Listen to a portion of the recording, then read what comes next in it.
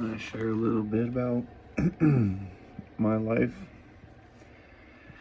I have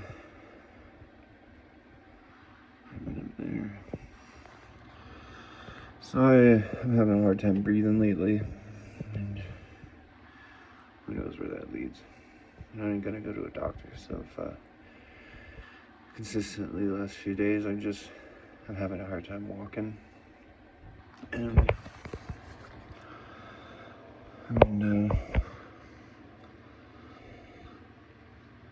even right now, like my hands and feet are pretty much numb. I'm walking in the store to get groceries, and I feel like I'm gonna pass out. So, in case something happens to me, I just want to explain my life, how it's been. So I still have very early memories. I kind of remember breastfeeding. I remember being potty trained. I remember riding strollers. I remember when I wasn't allowed to ride in strollers anymore. And how mad I was about that. I grew up in a hoarder's home, and my other parent has paranoid schizophrenia. So my life and childhood has been rather worth studying, I believe, psychologically. Potentially, maybe that's why, I invest so much in painting. When that's my out.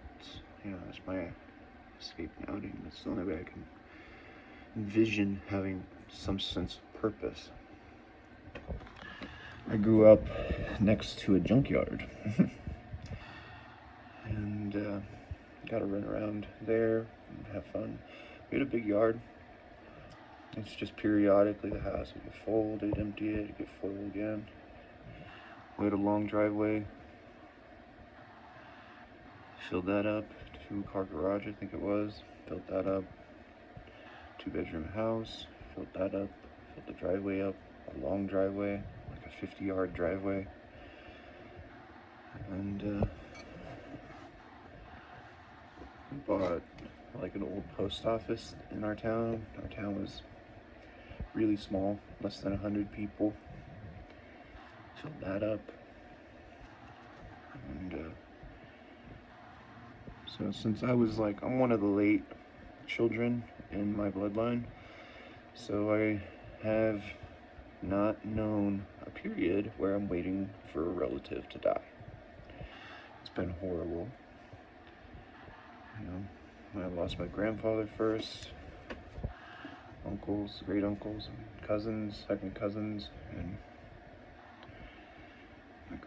my grandfather and my grandmother, who I was really close to, and that I spent most of my time with, which is why I like cooking so much. And so eventually my father had to go into the hospital. I had to move there with my grandmother. The house we couldn't even cook food in it. Every weekend we'd spend it in Goodwill, thrift stores, all day, hours, carts full of things. Because my father got Social Security, so I got an extra like $600 a month, and that's what my mother basically spent the money on. It took until my teen years when I realized, and they told me that, yeah, I've been getting money. So then I was like, whoa. Then they, started opening up to allowing me to buy things, good things. So I started skateboarding when I was 13. I was a natural drummer. In the 5th grade, I started playing flute because I wanted to play piccolo. I always liked the piccolo.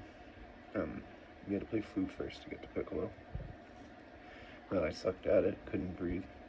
Always had lung issues because I think it correlates back to the house, lots of mold and stuff. Right? Always had bronchitis once a year, pneumonia off and on. I've had 11 near-death experiences. 11 times that I should have died, one time from pneumonia, another time from car accidents, and almost drowned once, where I fell off a slide and landed on my head. And anyway, So I was a natural drummer. I taught myself how to drum. Drumming runs in our family. Our music in general runs in our family. Dates back to the 1600s. We were bell makers, which I always thought was really cool. And that explains why I like bells so much. Like if there's a big bell, you know, like a town bell, we have one here, and every time I go for a walk, I'll slap it and ring it and stuff. It's really fun for me. So it just apparently runs in our DNA, music and sound, and it makes sense too because I have an exceptional hearing. I hear full spectrum. I can hear something like down to 10 decibels or 10 hertz up to 22,000 kilohertz. So I hear, and I'm in my 30s, and I still hear that high frequency spectrum, and everywhere in between. I've passed the Stradivari blind tests, which I had a special stereo that I set up for it, but it's less easy to do on your phone, for instance, if you're just going to use your phone. But yeah, I used my stereo for it and trained my ears so I can hear, like you could play 5 different Stradivarius and I'll know which one's the booth. Anyway, so then we get into my teen years, right? And I was always a slacker, a bit of a rebellious kid, always causing trouble, getting in trouble, but not like bad trouble, just really silly shit. Like, I don't know, one time in the 1st grade, me and one of my classmates, we were joking around that we were pulling our pants down and laughing, and all the girls were like, ew, oh, gross. Shit like that, just always stretching the rules. I always fought the bullies. I was really good at dodgeball. Everybody quit playing dodgeball because I won every game. By the time I was in the 4th grade. 5th grade, they quit playing. Nobody wanted to play with me anymore because the older kids were the only ones that could almost keep up with me. And so, and then, let's see. See, I never really knew how I would lead into philosophy.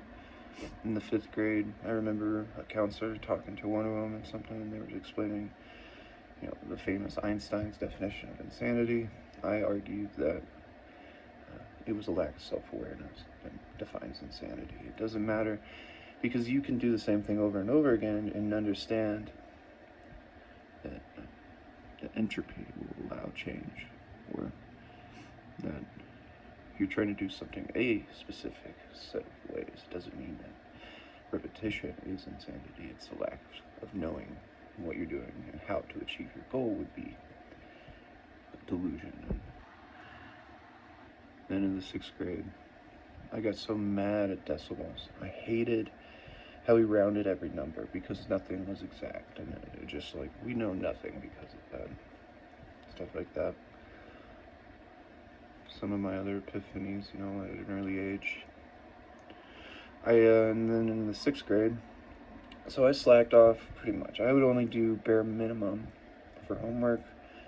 I didn't care about answering every question. I would just answer as many questions as I needed to pass the classes.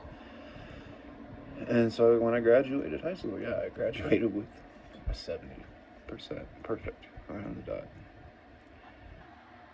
I scored our school record for placement tests in the 6th grade, and I was invited to go to Duke to study for the summer, and I didn't go. I just knew my parents wouldn't let me go, right? So I didn't go.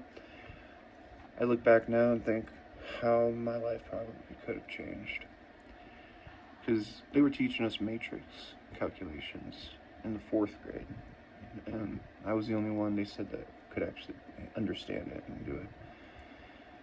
And in the 6th grade, for fear that I was going to be considered cheating, I did answer a few questions wrong. I didn't even know calculus. Like, I was able to, because some of the questions were calculus and physics, and I was able to basically teach myself on the spot during the test. And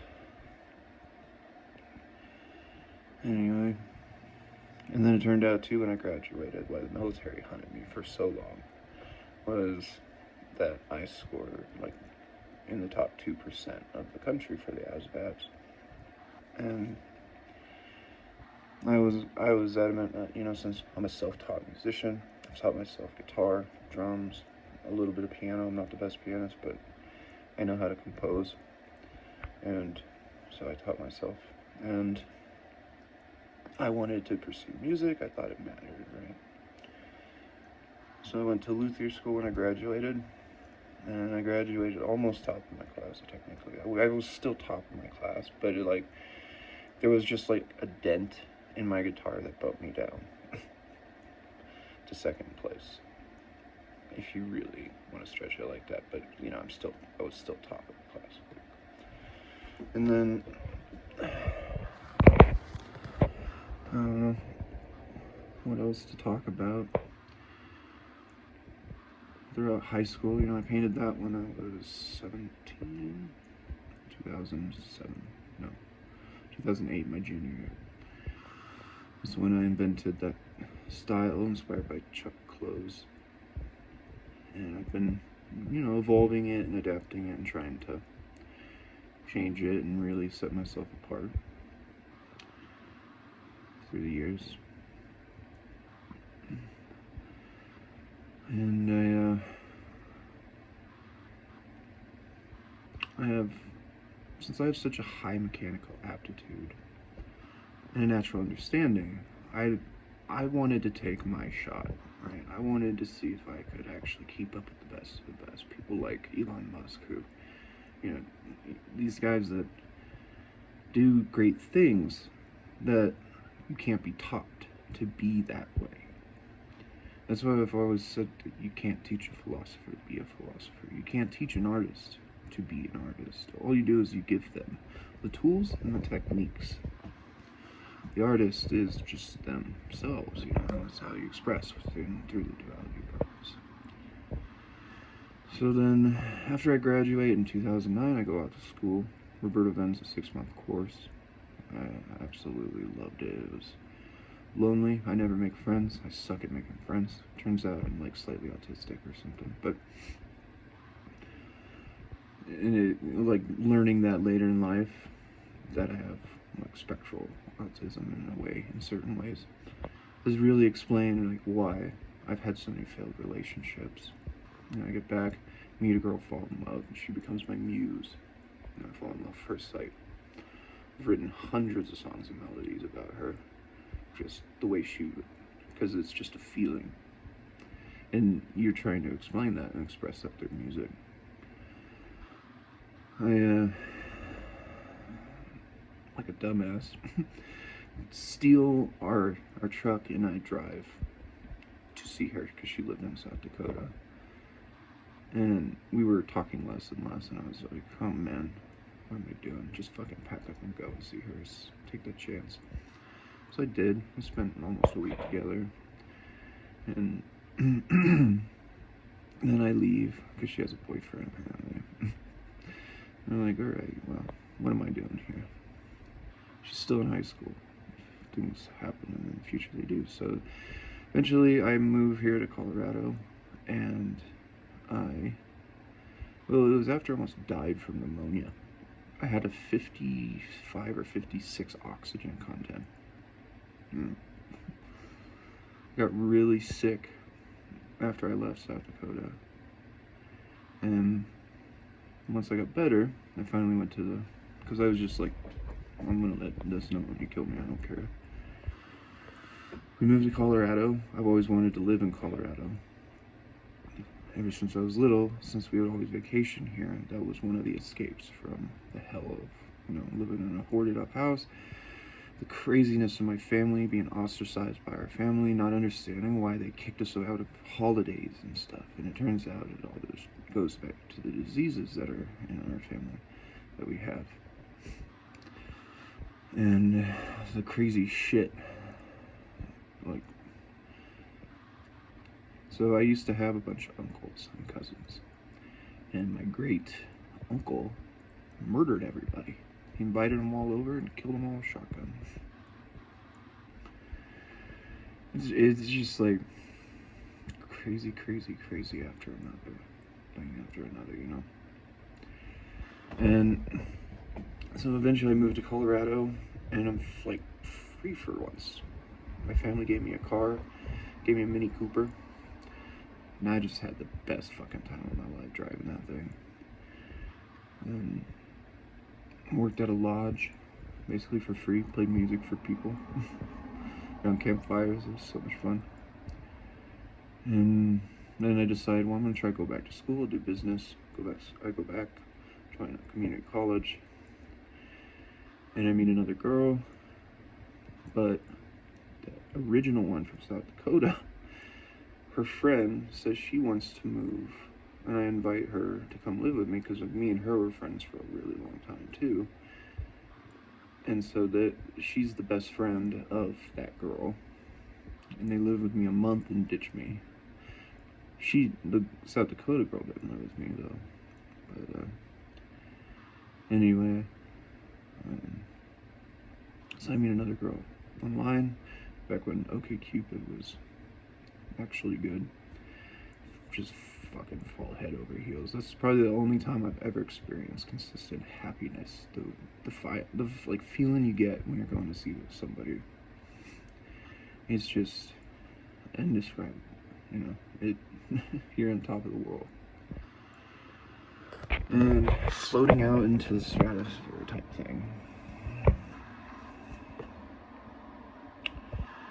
Anyway, 6 months, she dumps me after a month. Because people they really like to try and sabotage relationships. So her friends didn't like me, so after a while it just weighs on her.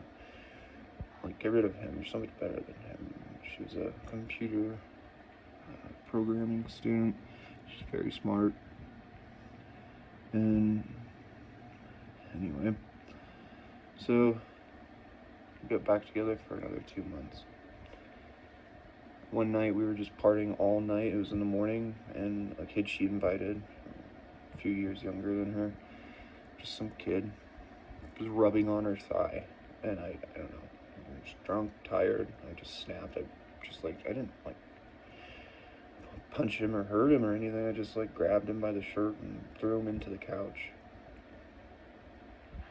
Dumped me for that. And for 8 months after that, this is how you know when you're obsessed with somebody. Every single night, I dreamt about her. I still dream about her. And it's been over 12 years. So, it's not every night, but it sucks. And for 8 months, every single night, my sleep schedule has still never been corrected. I can't sleep consistently. I can't follow day and night cycles anymore because of that. But after that, I'm like, okay, I'll try dating again. End up meeting another girl. She lives with me for 2 years. She has her own issues too, and I can tell. You know, she was a cutter. She would cut herself. I get her to stop doing that. I understand that, you know, these types of girls might be a little untrustworthy, but I realize, though, I see that we're building a bit of a relationship, so she moves in real quickly. After 2 months, I asked her to move in, and because I felt this responsibility that maybe I could potentially help her, and we started building a life. And like, she, you know, when she was with me, it took a long time, but we were almost together for 2 years, living together, and she started just seeming a little fake.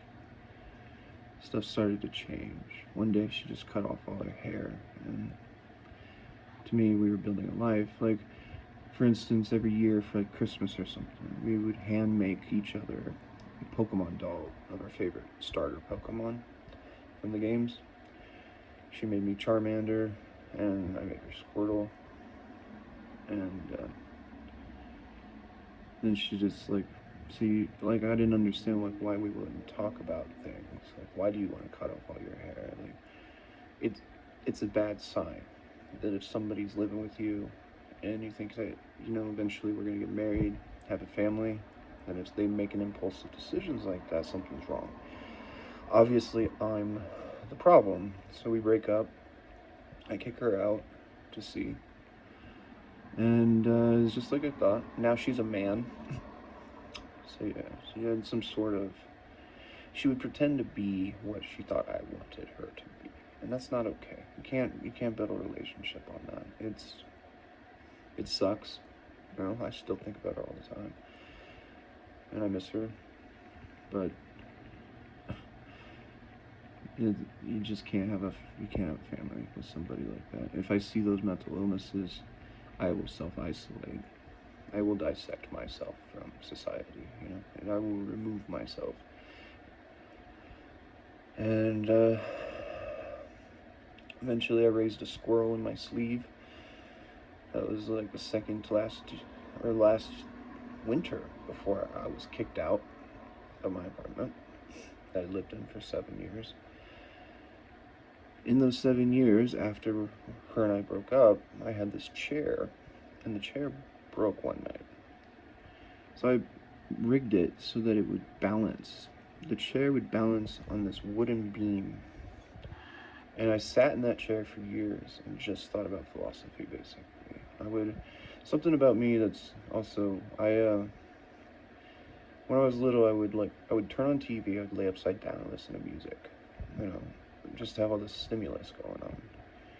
So having that chair to sit in isolated my ability to think. I would play video games, listen to music, watch TV shows, and balance in this chair. If you move too much, it would fall over. So I could learn to control my impulses. You know, I discovered 7 dimensions to paradoxes. I discovered paradox philosophy in that chair. I would periodically, I taught myself philosophy, like how to define happiness or something, right? Typical things. Because I took one philosophy class and decided to drop out of college and pursue philosophy on my own as an artist would. Anyway, I would align with old philosophers. Like, happiness is a niche emotion, is one of mine. That when you start to dissect what that actually means, it aligns a little bit with Voltaire, it aligns with Socrates. And so throughout my progression of philosophy, eventually I get into what I remember from science and what I've been taught in high school and elementary school. I decided, well, how do magnets work? And Richard Feynman says, nope, I ain't gonna tell you why. I'm only gonna tell you why you wouldn't understand. And I felt insulted. So for every day, I would just use my brain. Like, I have an eidetic memory in a way. It's not perfect, but I can construct things in my brain. So I can construct and design symphonies in my brain. That's what I did in high school. My senior year, I took music theory and I composed 4 or 5 short, condensed symphonies. And so then over the years, back to studying physics. So then I come up with theories on quantum atmospheres, pursuing what I believe should be then sub-quantum physics to find a fundamental value, which is actually it's a theory called null infinity. I didn't know about it until this last week. And I discover how gravity works some years later by watching a video of a noodle break. And I always had this idea of something called a quantum splash, and how electrons and covalency and ionization exchange, and we're living in what is potential. That's why I'm a big fan of Sabrina Kostevsky, because celestial holography is really where all this kind of goes. My theories on sub-quantum physics, though, is more of an attempt to understand how matter can form naturally in the universe. And it's based on how a null particle at a fundamental value can create through quantum interference and quantum probability to produce self-sustaining standard subatomic particles. And that explains why, basically, why there's an imbalance of antimatter and matter. And that, I made another video, and I forgot what it is now, how that all goes. But anyway, trying to find the fundamental values, studying number theory, and introducing that into how null infinity and like the Penrose diagram is what I learned about today, is where trying to incorporate that and just continue on with these guys' work that I naturally come to. I know I've naturally come to this, but if I talk to people back, because I'm not sitting down and doing the math, I just sound like a wannabe or something, like I sound crazy. And plus, with all my history, right? Explaining all of this, I know that I'm honest. At least I believe I am. Maybe I am just fucking nuts, right? Like, what if I am just fabricating this because I have no self-worth, like it's just a psychological illness, to try and express something called Stockholm affect, right? So we use our past to justify our present in the future, that where we are now, to say like, oh, I wouldn't be who I am without what I've been through type thing. That is Stockholm affect. That you're justifying your past, no matter how good or horrible it could be.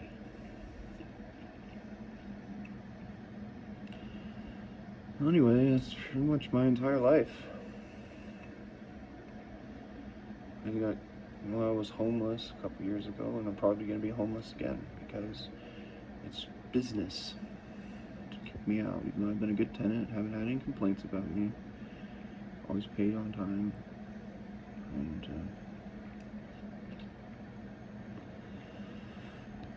what else could I express? What was I thinking about in physics? It was how black holes, something with black holes. What the fuck was it? It's in another video, but I don't know.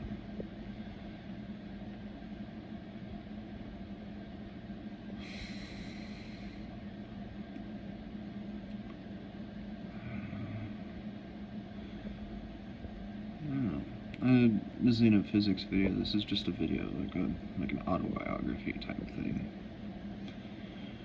Anyway,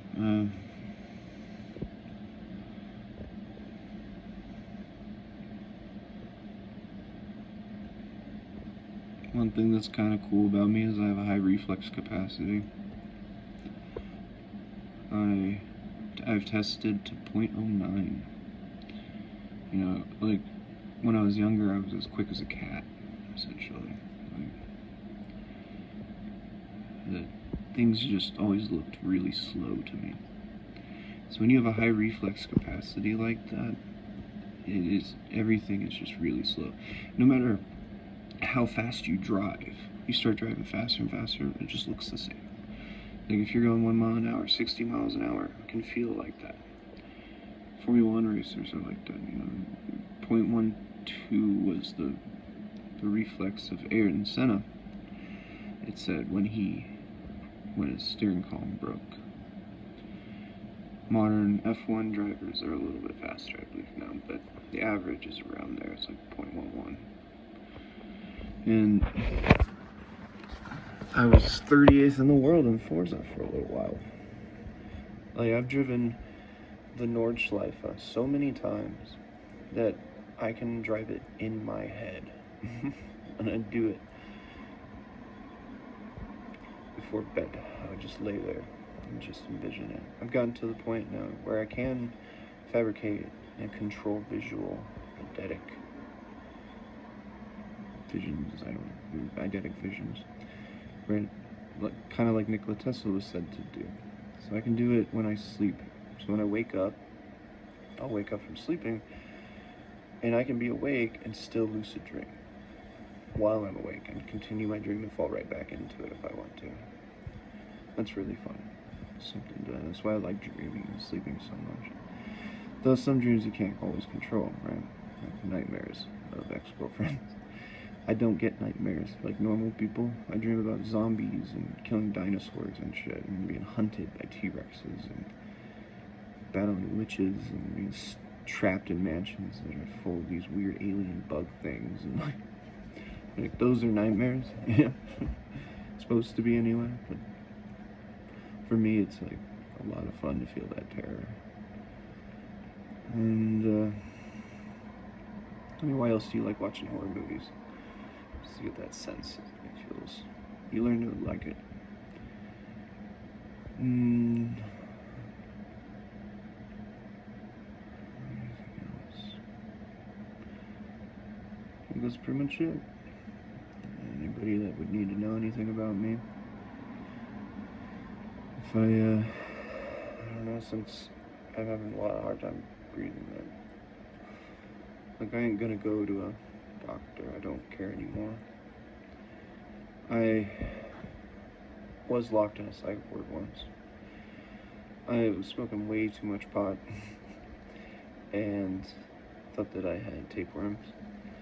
And when I had a bowel movement, it looked like a worm. So I take the worm, put it in a bag, plastic bag or something, and bring it to the hospital.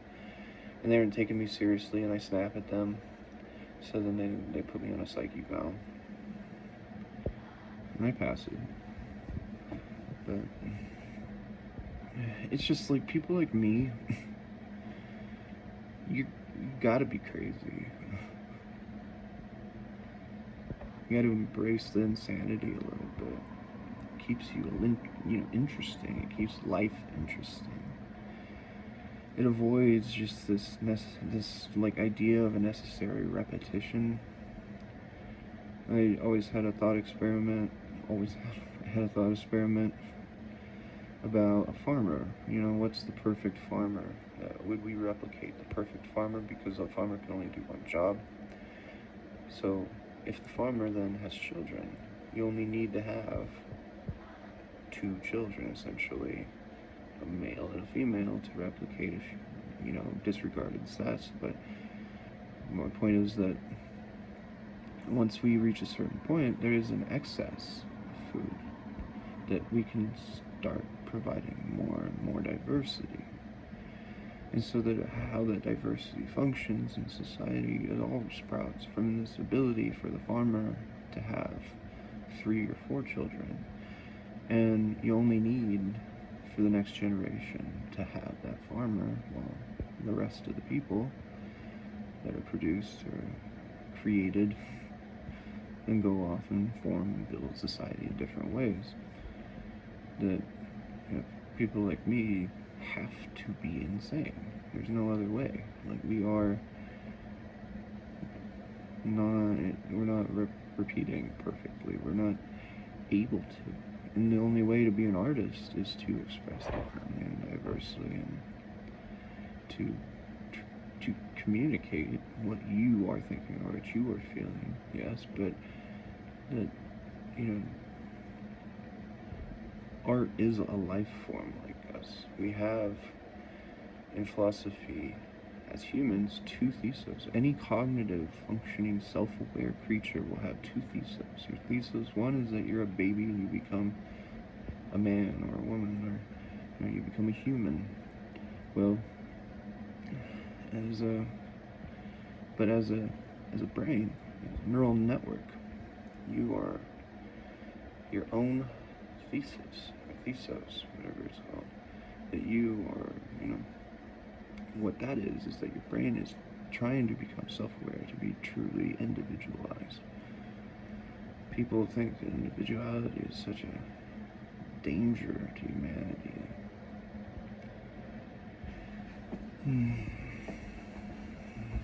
Anyway, that's me, that's my life. And,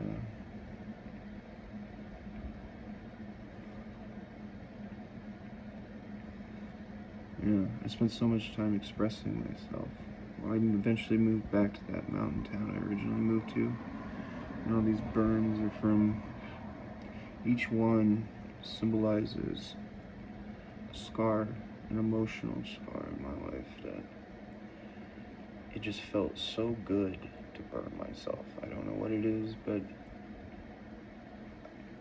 if there was a heaven and a hell, all I can say is that the longer you're tortured, the longer you burn in hell, the more pleasurable it would become, more pleasurable it would be. The hell on earth then wouldn't be just pain and torture. It would be giving people happiness so that they can experience another tragedy. And right now, the way that I live is any good moment leads to another moment of tragedy. You know, we are not, that's life. That is my life. That's how it's been. It's just one more tragedy. Any good moment that I have, any good period that I have, I know to fear because it is going to end.